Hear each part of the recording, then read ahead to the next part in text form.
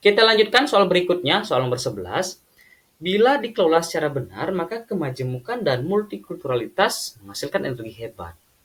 Jadi kemajemukan atau keanekaragaman dari bangsa Indonesia itu akan menghasilkan energi yang hebat. Sebaliknya, bila tidak dikelola secara benar, kemajemukan dan multikulturalitas bisa menimbulkan bencana dahsyat. Jadi dapat kita anggap negara yang majemuk, negara yang multikultur itu seperti dua mata pisau. Satu sisi itu akan menjadi energi yang hebat, satu sisi akan menimbulkan bencana yang dahsyat. Tetapi yang ditanya di sini adalah menimbulkan bencana dahsyat seperti apa? Apakah opsi yang A, B, C, D, atau opsi yang E? Berkaitan dengan kemajemukan dan multikulturalitas itu erat kaitannya dengan sila ketiga, persatuan Indonesia.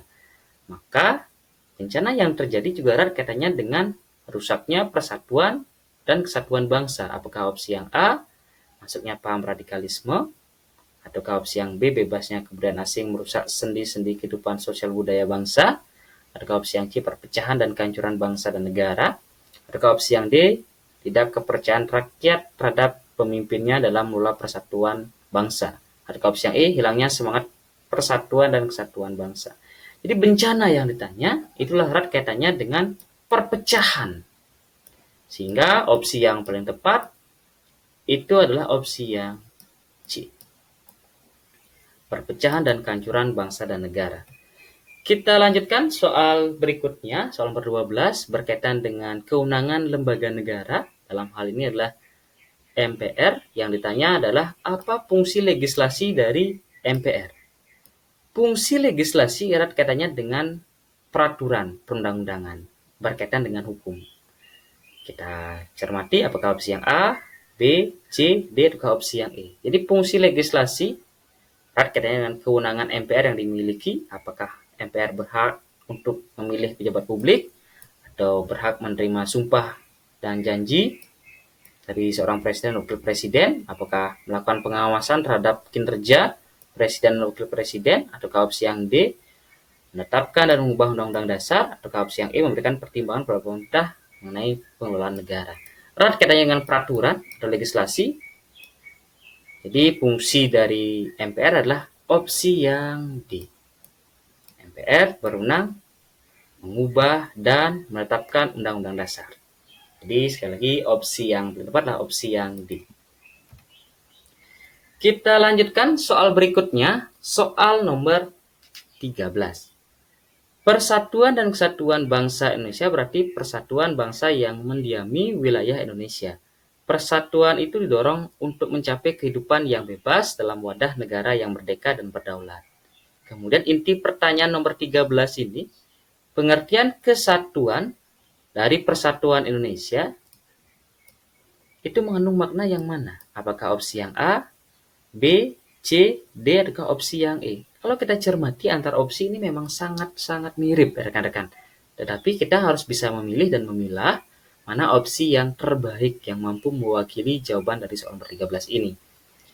Jadi pengertian persatuan dari situasi yang termuat di soal nomor 13 itu adalah opsi yang A. Jadi pengertian kesatuan, apa yang harus kita muat di dalam menjawab soal nomor 13 ini? Jelas adalah bersatunya seluruh wilayah Indonesia menjadi negara kesatuan Republik Indonesia. Jadi kesatuan kita kaitkan dengan apa yang menjadi kata kunci soal nomor 13. Jadi bersatunya seluruh wilayah Indonesia menjadi negara kesatuan Republik Indonesia.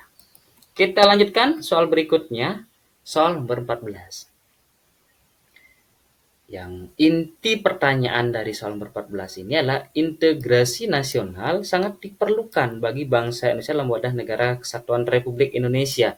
Apalagi di dalamnya termuat dengan semboyan Bhinneka Tunggal Ika yang menjadi ciri Indonesia yang berbeda-beda, baik dari suku, bangsa, agama, budaya, daerah, tetapi tetap satu bangsa.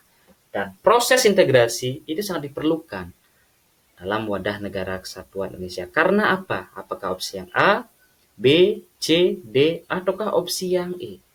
Ini sudah menjadi kata kunci rekan-rekan dalam menjawab. Termasuk juga semboyan kita. Itu menunjukkan bahwa bangsa Indonesia adalah bangsa yang, ya tepat sekali, bangsa yang pluralis, ya, atau beraneka ragam. Jadi multikultur juga maknanya hampir sama. Sekali lagi opsi yang tepat adalah opsi yang A. Kita lanjutkan soal nomor 15, rekan-rekan, sekaligus sebagai soal terakhir pada kesempatan video kali ini. Dinyatakan bahwa pada kenyataannya saat ini banyak terjadi pengingkaran terhadap kewajiban warga negara. Jadi pengingkaran atau tidak melaksanakan kewajibannya sebagai warga negara. Dengan kata lain, banyak yang tidak melaksanakan kewajibannya sebagaimana yang telah ditetapkan oleh undang-undang. Jadi contoh pengingkaran kewajiban warga negara adalah, kita pahami dulu rekan-rekan, pengingkaran kewajiban warga negara itu memiliki pengertian atau makna yang sama dengan tidak menaati peraturan atau melanggar hukum, karena tidak melaksanakan kewajibannya sesuai dengan peraturan perundang-undangan. Yang mana termasuk pengingkaran kewajiban sebagai warga negara? Apakah opsi yang A, B, C, D, ataukah opsi yang E? Kalau opsi yang A, datang ke sekolah tidak memakai seragam pada saat upacara keagamaan, itu berkaitan dengan pelanggaran tata tertib. Kemudian opsi yang B, tidak membayar pajak. Ya, ini yang termasuk sikap yang melawan hukum atau melanggar peraturan perundang-undangan, tidak membayar pajak kendaraan bermotor. Sehingga opsi yang paling tepat sekali lagi adalah opsi yang B, tidak membayar pajak kendaraan bermotor. Baik, rekan-rekan pejuang CPNS tahun 2024, itu tadi 15 soal. Semoga bisa membantu persiapan rekan-rekan dalam mengikuti seleksi kompetensi dasar, khususnya materi TWK. Tetap dukung channel ini agar terus berkembang dengan cara klik tombol subscribe, aktifkan juga notifikasi loncengnya. Kemudian apabila ada hal yang kurang dipahami, silahkan ditulis di kolom komentar. Kemudian di like, share juga, sehingga banyak rekan-rekan pejuang CPNS yang bermanfaat dari video kami ini. Tetap semangat, sampai berjumpa di video kami berikutnya. Terima kasih.